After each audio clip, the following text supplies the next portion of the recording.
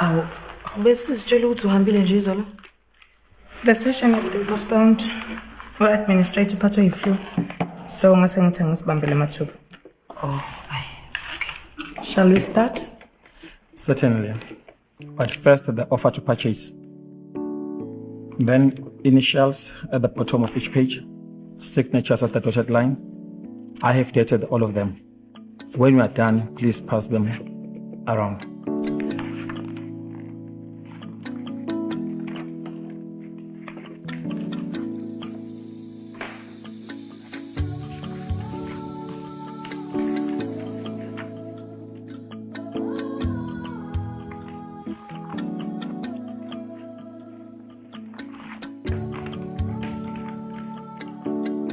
That's that. As for this moment, you are the new owner of MSAM. Congratulations. Thank you. Makunjalo ngicanga ukuthi kuzomela ukuthi ngishuthi selfie ukuze nje wonke umuntu ezobona phela ubaluleke kabi lo mzuzu. Wasabhebhi na uzongena Awu uyangifaka? Yeah. Imake ncane. Angizama ukuba rude ne. Angiyithatha ithombe because angizazi ithombe zengiphelele lapha. Awu. Oh akunankinga ukubalekile nje ukuthi yona idile hayi sesihlanganisile sayiqela. Ngizonibona kusasa ke. Ngifuna ukubona amabhuku ukuthi bekade nenza njani before and operations as well. Angeke ngize ngibe khona la zonke insuku. Kodwa ngizobe ngikhona ukuyirun ibusiness la ngizobe ngikhona. Ay sibonga ukuthi nje nathi umsami impela hayi usuzovulwa amaduze. Okay. Before we leave, once the magistrates have signed all these documents, then I'll send them back to you. All right. Okay.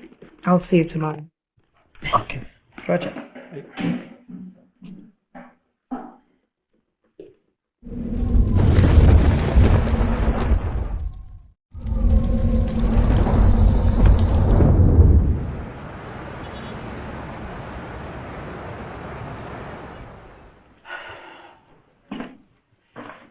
As I can't get my head around Lindong Jeleona.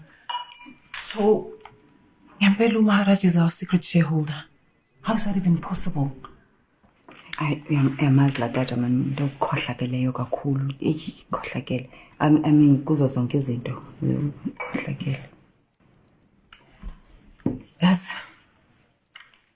Iyangidina lento. Ayingidini nje kuphela futhi iyangithusa. Nokuzola impilo yami yonke. Impilo yami yonke engifuna lelithuba ukuziveza nami ukuthi njani. Kanti abazali bami belokhu belinikeza abafowethu. Baqala banika unganono. Asebenika usithuleleke. Kanti nami ngiyawazi lo msebenzi. Mhlambe futhi ngikwazi kangcono kunabo. Mase ngilithola ke lelithuba nangu uma usiyathatha uthatha ama shares uyowanikeza umuntu oyisitha salomndeni. Isitha esikhulu. Emva kwalokho azobusho nje ukuthi relax zakithi.